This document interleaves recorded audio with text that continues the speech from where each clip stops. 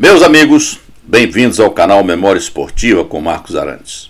Nesta edição, vamos continuar com a série Destaques do Futebol Brasileiro, falando de Carlyle, um dos mais talentosos jogadores do futebol brasileiro que começou sua carreira no Atlético Mineiro e passou por Fluminense, Santos, Palmeiras, Botafogo e a terminou na Portuguesa Carioca.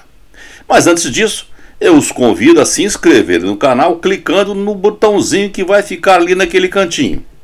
E depois cliquem no sininho que vai aparecer para que vocês recebam notificações dos próximos vídeos aqui produzidos, ok? E não se esqueçam também de dar aquele like. Vamos então ao vídeo.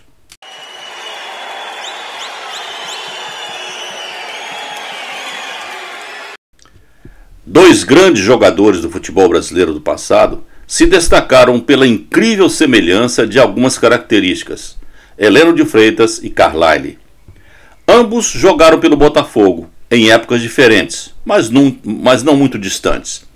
Heleno fazia sucesso entre as mulheres por sua pinta de galã e por vestir-se elegantemente. O mesmo acontecia com Carlyle. Apesar de um pequeno detalhe, tinha a orelha esquerda atrofiada e, embora nunca falasse sobre isso, preferia não ser fotografado de frente. Heleno frequentava a alta roda da sociedade carioca com trajes finos e carros importados. Carlyle fazia questão de ostentar sua riqueza. Adorava ser o centro das atrações em Belo Horizonte quando jogava pelo Atlético. Foi o primeiro atleta profissional a possuir um belo Chevrolet conversível que causava inveja e admiração. Era ele o rei da noite belo-horizontina. Outra incrível semelhança entre os dois era o temperamento explosivo. Tanto Heleno como Carlyle tinham o que se chama de estopim curto e constantemente se envolviam em brigas e discussões acirradas. E finalmente, os dois foram talentosos jogadores de futebol. Carlyle Guimarães Cardoso nasceu em Almenara, Minas Gerais, no dia 15 de junho de 1926. Na juventude foi para Ouro Preto estudar na tradicional Escola de Minas e Metalurgia. Começou a carreira de jogador como amador, jogando no time da escola. Não escondia o seu grande sonho, que era jogar como profissional no Atlético Mineiro e no Fluminense, clubes que ele gostava. O seu sonho de jogar no Atlético finalmente se concretizou. Depois de se formar em Ouro Preto aos 19 anos de idade, sua fama de bom jogador no futebol amador chegou ao conhecimento dos dirigentes atleticanos, onde conseguiu um contrato em 1945 e foi morar em Belo Horizonte. Físico avantajado, dribles desconcertantes, estilo elegante de dominar a bola, gols espetaculares e chute forte e certeiro, Carlyle não demorou a tornar-se um dos grandes ídolos da torcida atleticana. Sem grandes dificuldades para se entrosar na equipe, ele foi logo conquistando seu lugar no ataque atleticano, ao lado de Lucas, Lauro, Alvinho e Nívio. Ele foi um dos melhores jogadores de futebol brasileiro em sua época. Na foto, a equipe do Atlético campeão mineiro de 1947. O primeiro em pé é o técnico Félix Magno. Depois vem Mexicano, Zé do Monte, Afonso, Cafunga, Carango e Murilo. Agachados, Lucas, Carlyle, Lauro, Lero e Nívio. Era considerado um jogador rico e, ao mesmo tempo, o que tinha de brigão e provocador tinha de generoso. Era comum ele distribuir parte dos seus salários com os funcionários mais humildes do Atlético. Aí na foto ele aparece com um galo, mascote do Atlético. Era típico dele fazer provocações com as equipes adversárias. Em um clássico contra o América, após marcar o 4º gol do Atlético, ele pegou a bola dentro do gol, levou-a até o meio-campo e sentou em cima dela para provocar os adversários. A provocação gerou uma grande confusão em campo e ele acabou expulso por atitude andesportiva. E o troco veio no ano seguinte, quando o América conquistou o título mineiro, vencendo o Atlético por 3-1. Na foto, Carlyle cumprimenta o americano lusitano nessa partida final. Carlyle faturou o bicampeonato mineiro nas edições de 1946 e 1947. Mas no certame de 1948, o time não foi bem, perdendo o título para o América.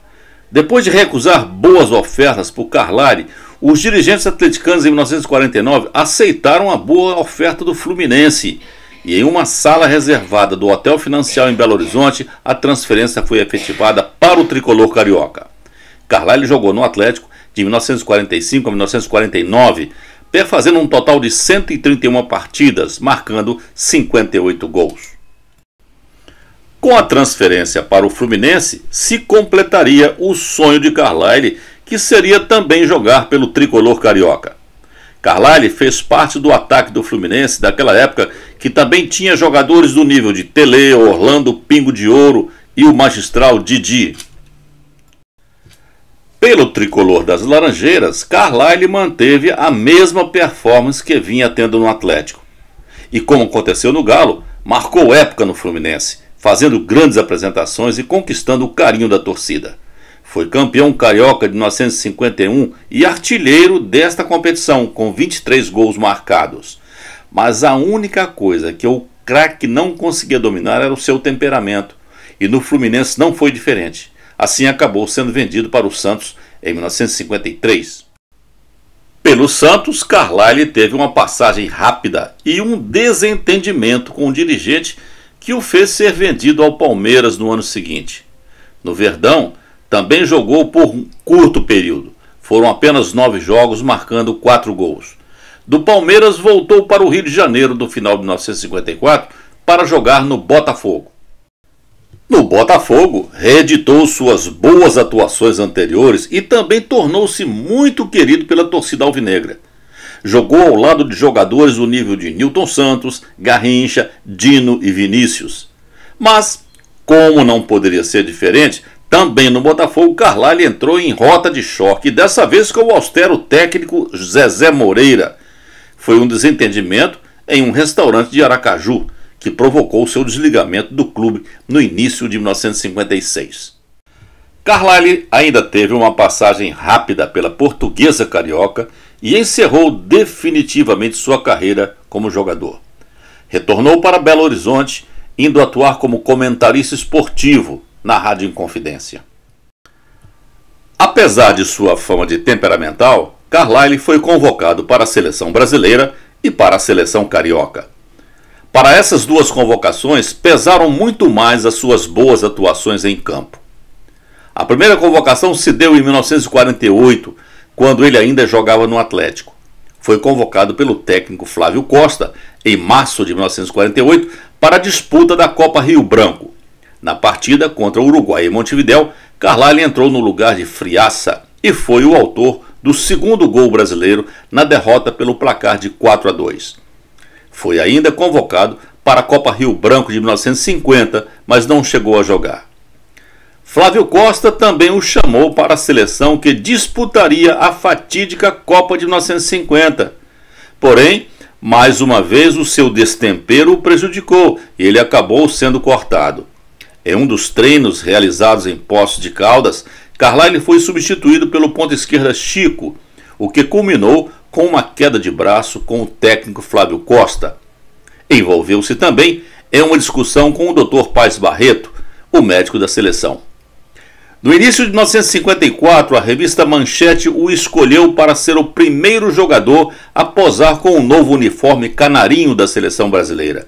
Seu belo porte, feições e corpo de atleta contribuíram para essa escolha.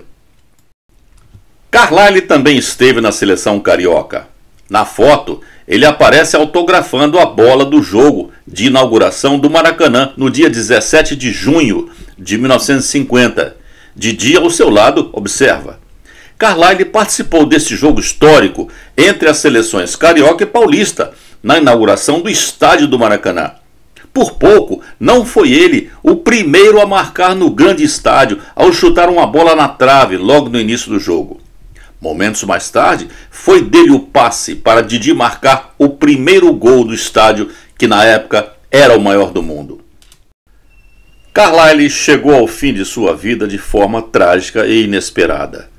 No dia 23 de novembro de 1982, aos 56 anos de idade, ele esperava por um ônibus em um ponto em uma avenida próxima à Vila Olímpica do Atlético, em Belo Horizonte.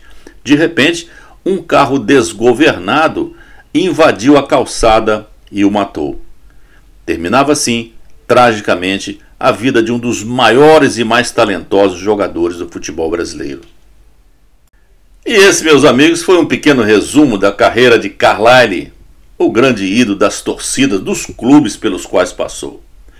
E antes de nos despedirmos, aqueles que ainda não se inscreveram, o botãozinho de inscrição ainda está ali no canto.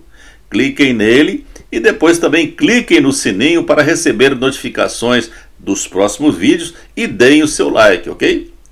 Continuem assistindo ao canal, clicando nesses links de vídeos que aparecem ou vão aparecer aí do lado.